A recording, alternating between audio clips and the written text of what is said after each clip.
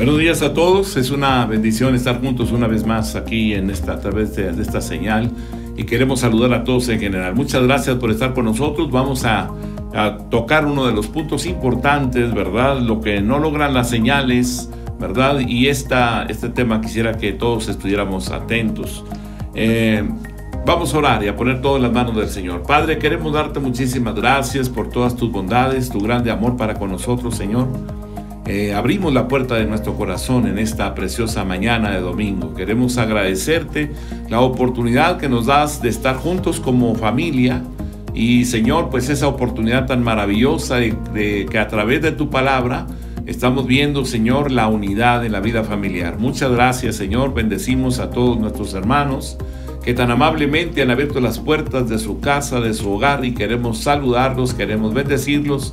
Y queremos hoy en esta mañana recibir, Señor, el mensaje de tu palabra. Así que se cumpla tu propósito en el nombre de Cristo nuestro Señor y Salvador. Amén. Amén. Muy bien, vamos a entrar con un pasaje que está en Primera de Reyes, capítulo 19, versículos 9 y 10. Y dice: ahí se metió en una cueva donde pasó la noche, y vino a él palabra de Jehová, el cual le dijo: ¿qué haces aquí, Elías? Él respondió: he sentido un vivo celo por Jehová, Dios de los ejércitos, porque los hijos de Israel han dejado tu pacto, han derribado tus altares y han matado a espada a tus profetas, y solo yo he quedado, y me buscan para quitarme la vida. En este pasaje podemos ver al profeta Elías Tisbita completamente deprimido. Anteriormente él había realizado milagros portentosos realmente, los cuales Dios había hecho por su palabra delante del pueblo de Israel. Ahora sabemos que Dios no estaba de acuerdo con su ánimo, o sea, con que él estuviera en esa condición de desánimo. Todo lo contrario, es por esto que le habló con autoridad después de haberlo levantado y confortado con ese silbo apacible, ¿verdad?, de su presencia. Primera de Reyes 19, verso 12. Tras el terremoto un fuego, pero Jehová no estaba en el fuego, y tras el fuego un silbo apacible delicado, a fin de que siguiera las instrucciones divinas para realizar 3 ungimientos. Primera de Reyes 19, 15 y 16. Y le dijo Jehová: ve, vuélvete por tu camino por el desierto de Damasco, y llegarás y ungirás a Hazael por rey de Siria. A Jehú, hijo de Nimsi, ungirás por rey sobre Israel. Y a Eliseo, hijo de Safat, de Abel Meola, ungirás para que sea profeta en tu lugar. Muy bien. Es natural que como hombres, en el momento más crucial de nuestras vidas, nos sintamos como sin opciones, como si estuviéramos solos, ¿verdad? Abandonados, sin esperanza. Como sentirnos en una oscuridad profunda realmente, ¿no? Como que no tenemos opción en un momento así, una oscuridad y sin ninguna probabilidad de que Dios obre en nuestras vidas. Elías se encontraba en una situación muy extrema realmente, pero Dios se levantó y le comenzó a mostrar cosas desde la perspectiva correcta. En este momento el Señor comienza a cuestionar al profeta sobre la condición en que se encuentra, y en 2 ocasiones Elías le da la misma respuesta. Esa respuesta bien está en Primera de Reyes, capítulo número 19, versículo 10 y versículo 14. Él respondió: he sentido un vivo celo por Jehová, Dios de los ejércitos, ¿verdad? Porque los hijos de Israel han dejado tu pacto, han derribado tus altares, han matado a espada a tus profetas, y solo yo he quedado, y me buscan para quitarme la vida. Es probable que Elías dijese la verdad referente a que él era el único que quedaba. Es posible que hayan matado a todos los profetas. Muchos piensan que había 7,000, pero Dios no dijo eso. Lo que él dijo fue, ahí en 1 Reyes 19 y 18 dice: y yo haré que queden en Israel 7,000 cuyas rodillas no se doblaron ante Baal y cuyas bocas no lo besaron. Veamos bien. Y yo haré que queden en Israel 7,000 cuyas rodillas no se doblaron ante Baal y cuyas bocas no lo besaron. Ahora, lo que Dios está diciendo es que Él hará. Él va a provocar que queden. Pero en ese momento, probablemente Elías esté diciendo la realidad, la verdad. ¿Verdad? Todavía en ese momento no lo sabía. otras palabras, como decía el profeta, no había nadie, solo Elías. Elías y Dios habían confrontado la misma situación, pero había una enorme diferencia en la condición en la cual después Elías se encontraba, ¿verdad? Podríamos pensar que en ocasiones nosotros frecuentemente, ¿verdad?, pensamos que si yo lloro, Dios llora conmigo, o sea, Dios también está llorando. Podríamos pensar también que si estamos nosotros tristes, Dios también está triste, ¿verdad? Pero debemos de entender que no necesariamente Dios tiene el mismo estado de ánimo que nosotros. El trono de Dios es muy estable. Él es el mismo de ayer, de hoy y por siempre. Él no cambia. Es por esto que en este momento el Padre ministró a Elías de esa manera, ¿verdad? Elías estaba describiendo una realidad desde el punto de vista muy humano. Eso es lo que estaba haciendo. Tenía razones por las cuales sentirse de esa manera. Había hecho un gran milagro, una manifestación muy poderosa, digna de Dios, y el pueblo de Israel no había reaccionado conforme a lo que había visto. Todo lo contrario, estaba igual o peor. Por esto Dios le formula 2 veces la misma pregunta, buscando no tanto la razón por la que estaba en ese lugar, sino por qué se siente así. Elías le da varias razones, ¿verdad? Los hijos de Israel han abandonado el pacto, han destruido los altares, han matado a los profetas de Jehová. Elías está definiendo la realidad de Israel en esos días. Primera de Reyes 19, versículo 10, versículo 14. Él respondió diciendo: he sentido un vivo celo por Jehová, Dios de los ejércitos, porque los hijos de Israel han dejado tu pacto, han derribado tus altares y han matado a espada a tus profetas. Y solo yo he quedado y me buscan para quitarme la vida. Él respondió, en el verso 14 de Primera de Reyes 19, 14. Él respondió: he sentido un vivo celo por Jehová, Dios de los ejércitos, porque los hijos de Israel han dejado tu pacto, han derribado tus altares y han matado a espada a tus profetas. Y solo yo he quedado y me buscan para quitarme la vida. Primeramente ellos dejaron el pacto. O sea, ¿quiénes? Israel. Esto significa que no había una relación con Dios. Pues el pacto habla de relación. Y como una consecuencia nos lleva realmente a romper la adoración al Señor, ¿verdad? Paso por alto el pacto, paso por alto violento, la adoración o mi acercamiento, mi ofrenda a Dios, ¿verdad? De adoración ya no la tengo.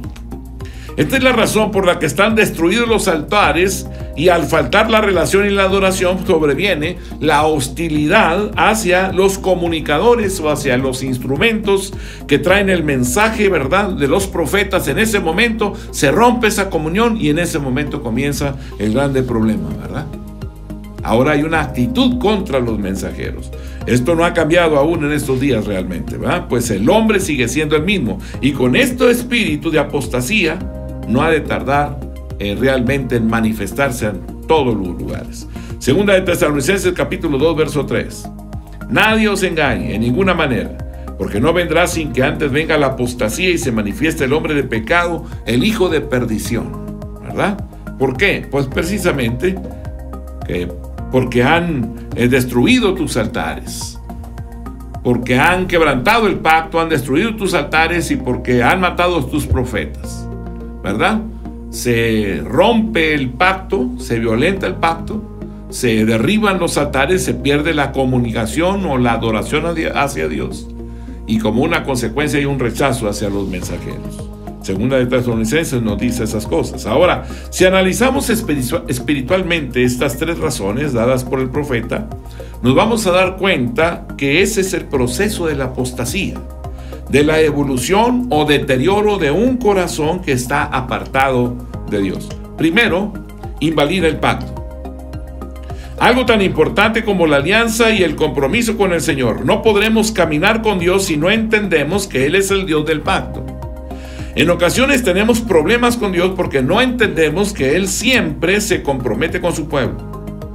En el principio Dios tuvo un pacto con nuestros padres, Adán y Eva, antes de pecar. Hubo un pacto con Él. Génesis capítulo 1, versículo 28 al 31. Y los bendijo Dios y les dijo: fructificad y multiplicaos, llenad la tierra y sojuzgadla, y señoread en los peces del mar, en las aves de los cielos y en todas las bestias que se mueven sobre la tierra. Y dijo Dios: he aquí os he dado toda planta que da semilla que está sobre la tierra, y todo árbol en que hay fruto y que da semilla os serán para comer. Versículo 30, y a toda bestia de la tierra y a todas las aves de los cielos y a todo lo que se arrastra sobre la tierra en que hay vida, toda planta verde le será para comer. Y fue así. Y vio Dios todo lo que había hecho, y aquí que era bueno en gran manera, y fue la tarde y la mañana el sexto día. Después de la caída también con Noé, ¿verdad? Hay un pacto ahí, en Génesis 6:8. Pero Noé halló gracia ante los ojos de Jehová, Génesis 9:17. Dijo pues Dios a Noé: esta es la señal del pacto que he establecido entre mí y toda carne que está sobre la tierra. Así también Dios hizo un pacto con Abraham, con Isaac y Jacob. Génesis 15, verso 18. En aquel día hizo Jehová un pacto con Abraham diciendo: a tu descendencia daré esta tierra desde el río de Egipto hasta el río grande, el río Éufrates. Génesis 17, verso 19. Respondió Dios: ciertamente Sara tu mujer te dará a luz un hijo, y llamará su nombre Isaac, y confirmaré mi pacto con él como pacto perpetuo para sus descendientes después de él. Éxodo capítulo 2, verso 24. Y oyó Dios el gemido de ellos, y se acordó de su pacto con Abraham, Isaac y Jacob. Aleluya. Bendito sea el Dios del cielo y de la tierra, que nos ama entrañablemente, el cual nos manifiesta, ¿verdad?, cómo Él está interesado en relacionarse con cada persona a través de un pacto, ¿verdad? Ese pacto que Dios hizo con Israel, Éxodo 24, versículos 7 y 8.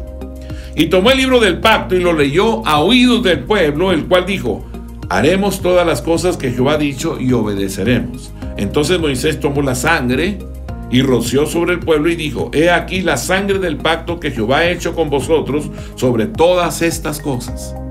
Un pacto más. Así también Dios estableció un pacto con David. Segunda de Samuel capítulo 7, verso 16. Y será firmada tu casa y tu reino para siempre delante de tu rostro, y tu trono será estable eternamente. El pacto eterno con Jesucristo también es otro de los pactos que Dios establece, y es claro en el libro de Hebreos capítulo 13, versículo 20.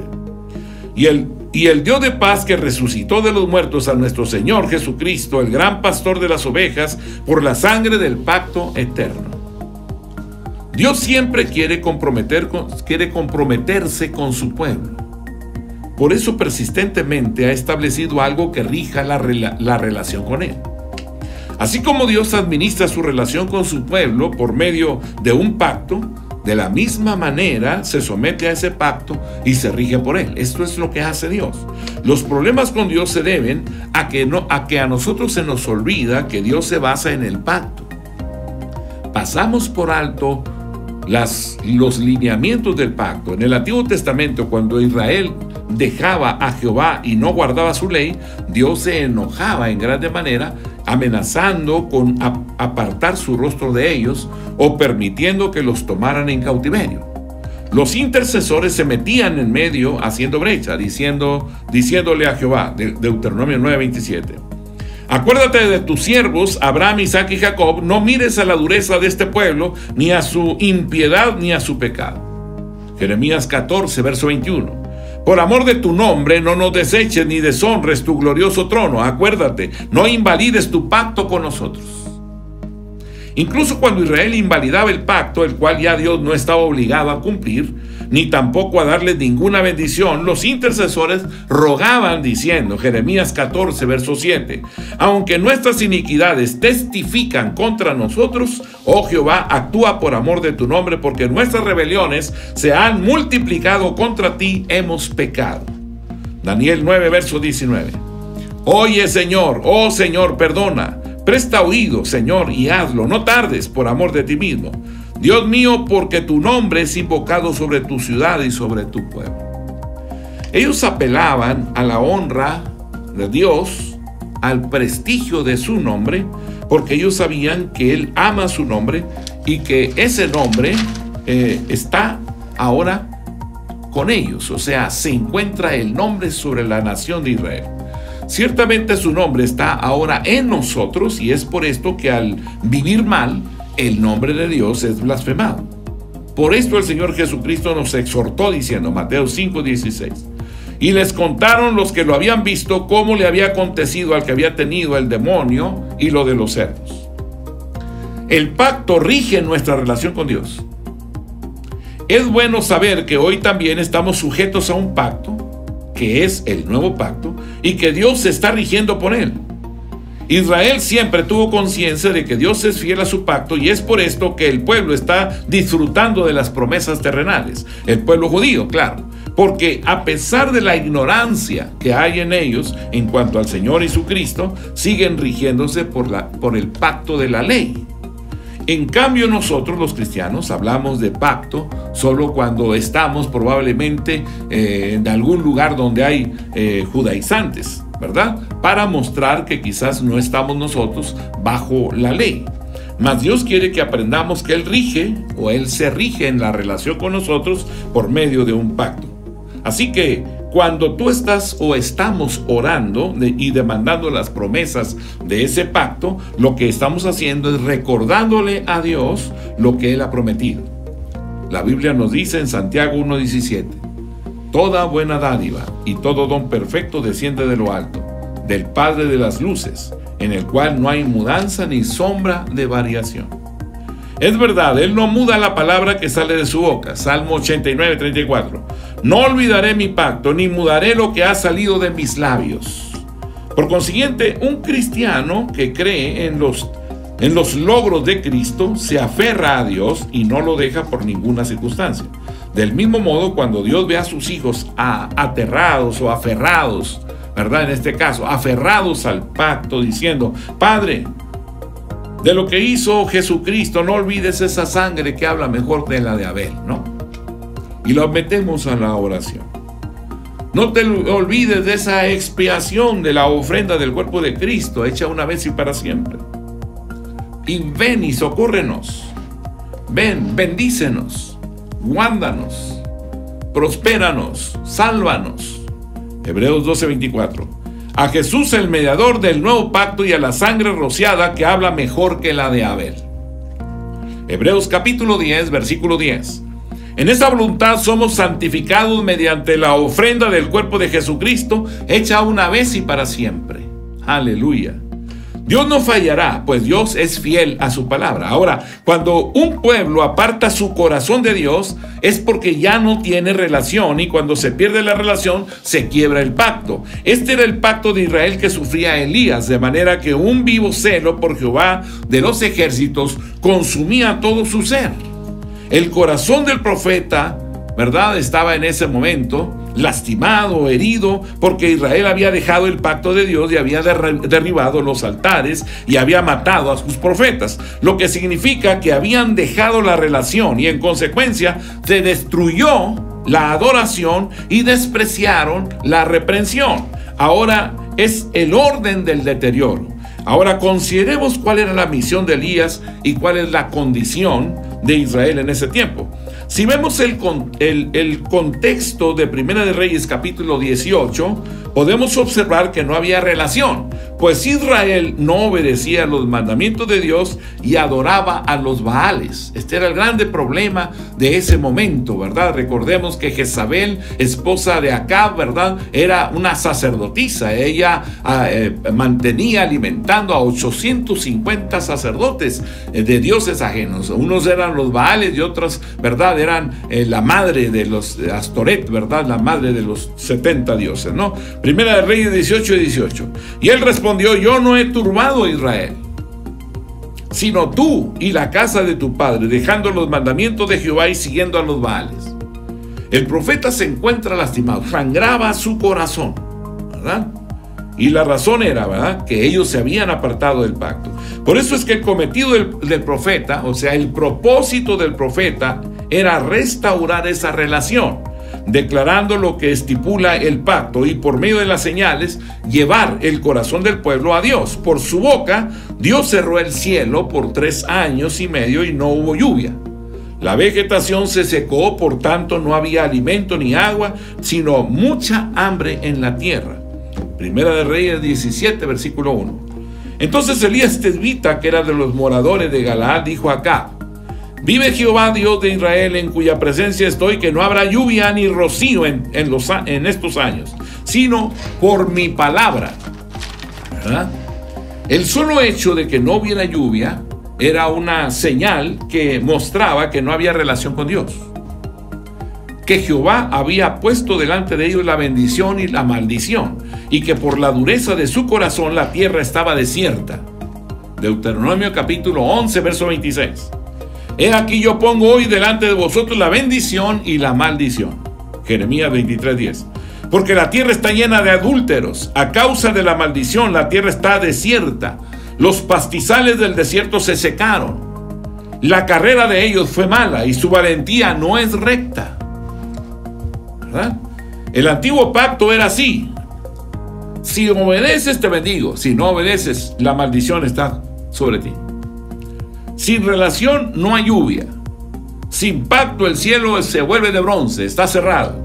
Israel había invalidado el pacto, por lo cual Jehová envió maldición sobre la tierra.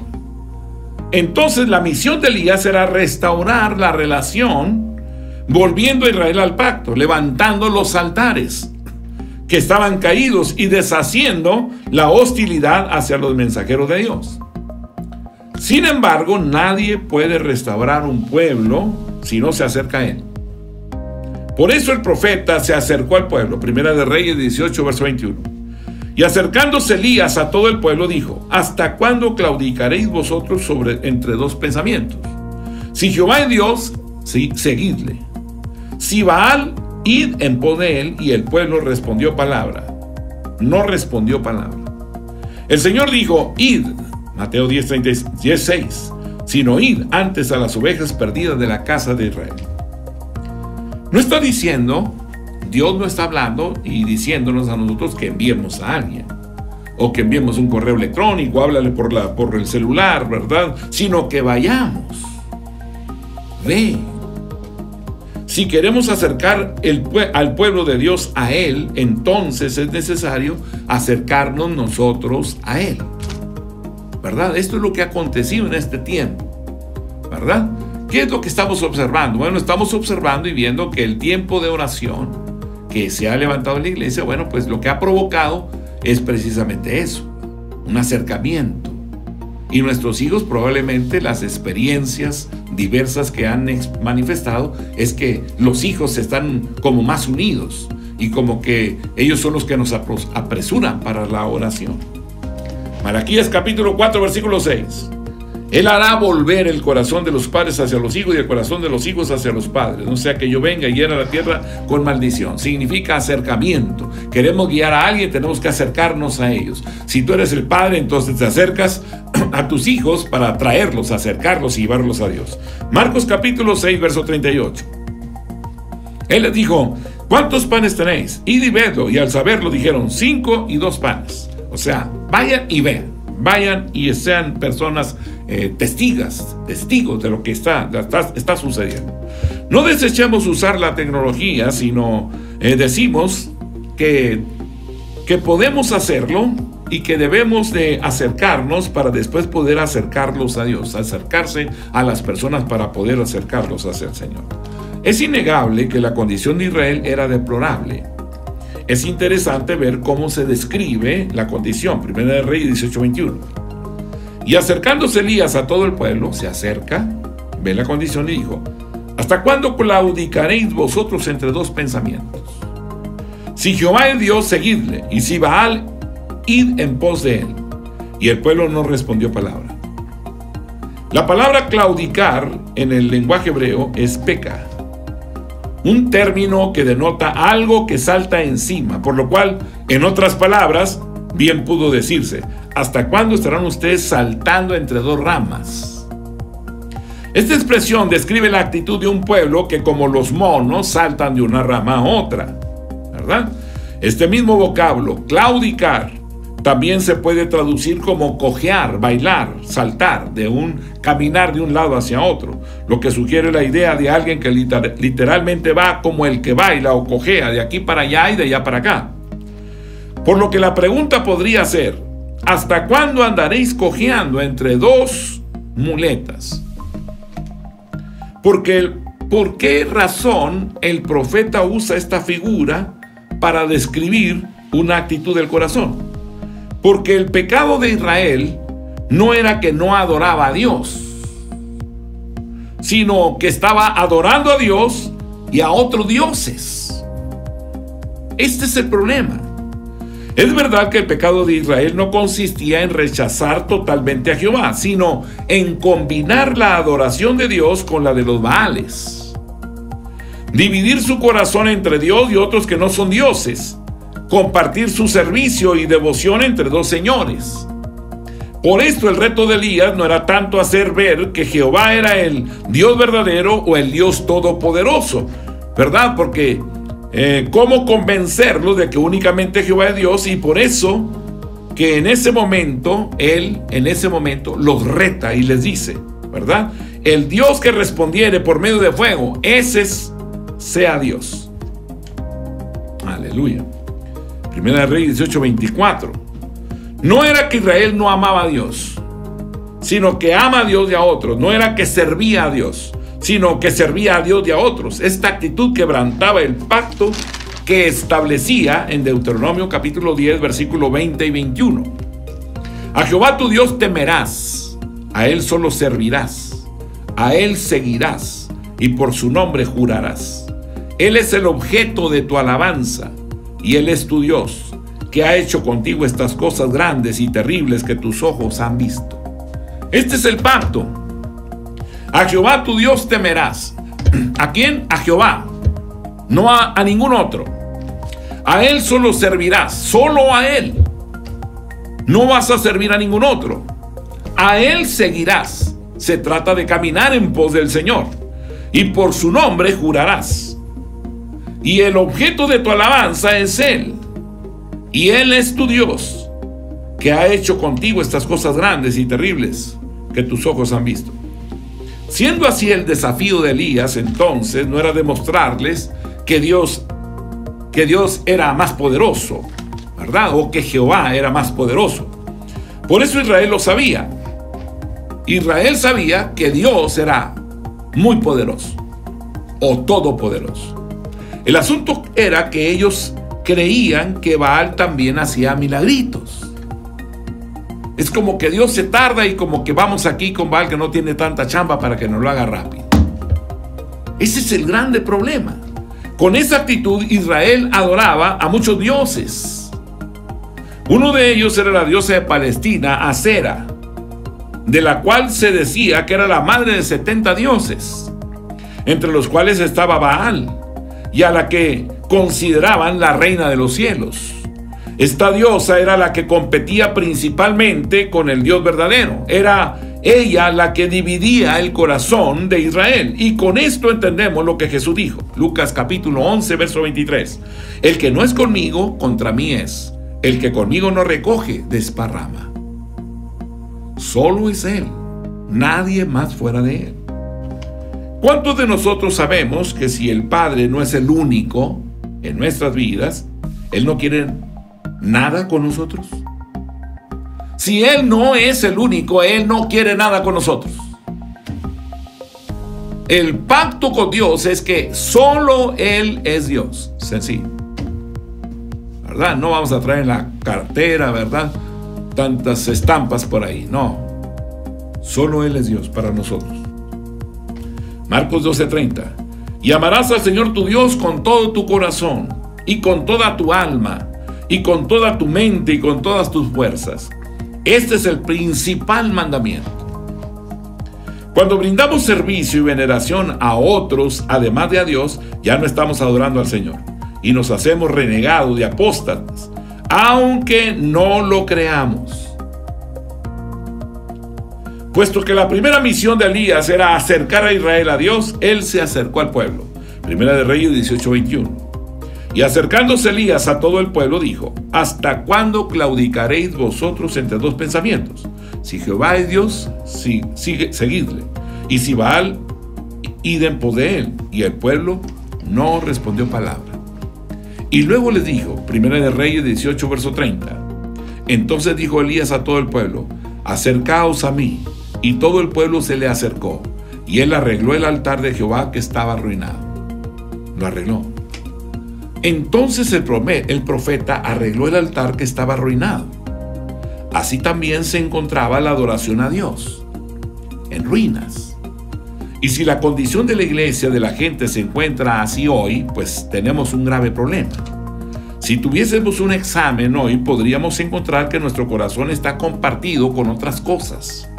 Y esto nos marca que el Señor no es el primero. Y Él debe ser el único, no uno más en tu vida. Él debe ser el todo. Primera de Reyes 18:37. Respóndeme, Jehová, respóndeme, para que conozca este pueblo que tú, oh Jehová, eres el Dios, y que tú vuelves a ti el corazón de ellos. ¿Verdad? Primera de Reyes 18:37. El profeta está haciendo esta oración. Ese es el reto y esa es la misión de aquel, ¿verdad?, que tiene el espíritu de Elías. Por eso entendemos, porque era necesario que primero viniera Elías. Cuando se habla, es necesario que Elías venga primero. Porque estamos en el tiempo de la restauración de todas las cosas. Restauración significa que todo lo que está lejos de Jehová lo acercará o lo acerca a Él. La palabra de Dios nos dice que en los últimos días Él dirá, Isaías 45:5-7 dice: yo soy Jehová y ninguno más hay. No hay Dios fuera de mí. Yo te ceñiré aunque tú no me conociste, para que se sepa desde el nacimiento del sol y hasta donde se pone que no hay más que yo. Yo Jehová y ninguno más que yo, que formo la luz y creo las tinieblas, y hago la paz y creo la adversidad. Yo Jehová soy el que hago todo esto. Isaías 43:5-7. No temas, porque yo estoy contigo. Del oriente traeré tu generación, y del occidente te recogeré. Diré al norte: da acá, y al sur: no te detengas. Trae de lejos mis hijos y mis hijas de los confines de la tierra. Todos los llamados de mi nombre, para gloria mía los he creado. Los formé y los hice. Aleluya. Jehová reunirá a su pueblo, y el pueblo que conoce a Dios acudirá al llamado de reedificar. Aleluya. Estos hombres y mujeres con el corazón de Dios, como aquellos 50,000 que salieron de Babilonia, ¿verdad?, para venir a restaurar. Esdras 12, 64 y 65. Esdras capítulo 2, versículos 64 y 65. Toda la congregación unida como un solo hombre era de 42,360. El verso 65. Sin contar sus siervos y siervas, los cuales eran 7,337, y tenían 200 cantores y cantoras. Y dirán: a mí no me importa la comodidad en que yo viva. Voy a ir a una tierra que está destruida, a una ciudad que tiene sus muros caídos y que está rodeada de enemigos poderosos que se oponen a que sea reconstruida. Pero el tiempo de Dios ha llegado. Ahora es el momento de volvernos a Dios, de acercarnos a Dios. Debemos levantar los altares, debemos de reedificar las ruinas, debemos de restaurar los escombros de muchas generaciones. Que los muros sean levantados y reparados los fundamentos. La iglesia no puede caer en depresión como aquel que no tiene esperanza. Pidamos a Dios que haga nacer en nuestro corazón un vivo celo por Jehová de los ejércitos, y así no quedarnos tranquilos hasta que todo Israel se vuelva a Dios, y unidos como un solo pueblo, Dios sea el todo en todos. Aleluya. Primera de Reyes 18:22. Elías volvió a decir al pueblo: solo yo he quedado profeta de Jehová, mas de los profetas de Baal hay 450 hombres. El profeta establece que Jehová es uno solo y que tiene un solo profeta, mientras que los dioses son muchos y tiene muchos profetas. No obstante, les pide que vengan todos contra él, solo Dios. Que vengan contra aquel que solo él es Dios.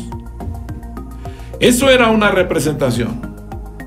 Yo soy uno, Jehová es uno, ustedes son muchos, ¿verdad? Como también muchos son sus dioses. Hay quienes, si no tienen compañeros, no se animan, Pero a un hombre o una mujer de Dios no le importa si se queda solo, pues él siempre dice en su corazón: mi Dios también es uno, como uno solo es su nombre. Hemos sido llamados a defender ese nombre, y aunque quedemos solos, y aunque paguemos con nuestra vida, aún con nuestro último aliento, seguiremos diciendo: solo Jehová es Dios. Fuera de él no hay nada.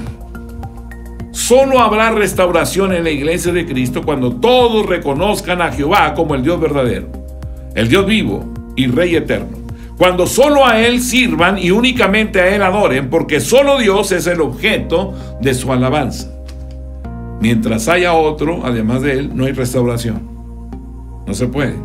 Y por esto no se ha logrado el propósito. Quizás al hacerlo nos digan o mencionen que somos ridículos, que quizás somos idealistas, místicos, utópicos. Pero el hombre de Dios dice: mi encomienda no ha terminado hasta que yo vea a todo el pueblo rendido de corazón a Dios. No terminamos hasta que todos y cada uno de nosotros estemos rendidos de todo corazón a Dios. No hay otra forma. No podemos decir que terminamos porque reconocieron a Cristo, sino permanecer y tener hambre y sed por la justicia de Dios para vivir la vida cristiana. Elías dijo en 18:19: envía pues ahora y congrégame a todo Israel en el monte del Carmelo, y los 450 profetas de Baal y los 400 profetas de Acera, que comen de la mesa de Jezabel. Reúnenos. Y él se acercó primero y luego llamó a un concilio a todo el pueblo para luego acercarlos a Dios. Así es que primero nos acercamos al pueblo. Después de estar ahí acercados al pueblo, ahora tomamos al pueblo y lo acercamos a Dios. Aleluya, ¿verdad? Ahora los llevamos a esa comunión con el Señor para que adoren al Señor, ¿verdad? Ahí como líderes, como cristianos, esa es nuestra misión en las naciones, para llevar la iglesia en una entrega real de corazón hacia el Señor, hacia el que vive por siempre y para siempre. Porque Dios está interesado en nuestras vidas, porque el Dios eterno es un Dios real, es un Dios poderoso que nos ama entrañablemente, ¿verdad? La realidad es que ha sido seducida la sociedad y el mundo y aún la iglesia contaminada por el espíritu de Grecia, por el espíritu de Babilonia, por la fe, por la tecnología, por el intelectualismo, por la razón, por los métodos humanos, por los logros de las grandes empresas, por el éxito visible y por todos los dioses, tanto Baales, los cuales compiten con él, con el Dios de Israel. Somos pocos, pero nos hacemos uno, somos uno.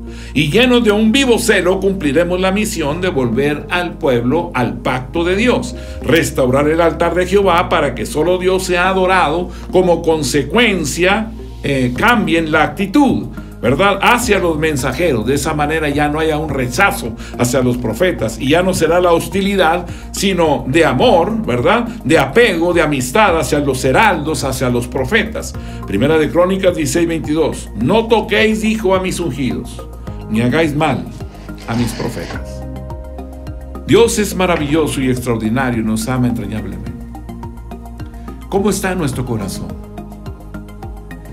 ¿Es Dios realmente el centro de tu vida? ¿Te levantas pensando en todas las cosas que quieres realizar para honrarlo, para provocar la satisfacción en el corazón de Dios? Sentirte tú que estás caminando en obediencia al mandamiento, a la ordenanza de Dios. ¿O hay cosas que has olvidado o te has entregado a pasiones desordenadas, a cosas que no glorifican al Eterno? Y si es así, entonces tú y yo tenemos que hacer algo. Tenemos que santificar nuestras vidas y relacionarnos con el Señor. Así es que vamos a orar y entreguemos nuestro corazón. Señor, aquí estamos delante de ti, nuestro corazón está abierto. Se cumplan tus propósitos eternos y queremos decirte hoy: recibe el honor y la gloria. Te amamos, te alabamos, te adoramos con todo nuestro ser, Señor. En el nombre de Cristo, nuestro Señor y Salvador. Amén, amén. Dios les bendiga a todos. Gracias por estar aquí. Nos vemos el próximo miércoles. Amén.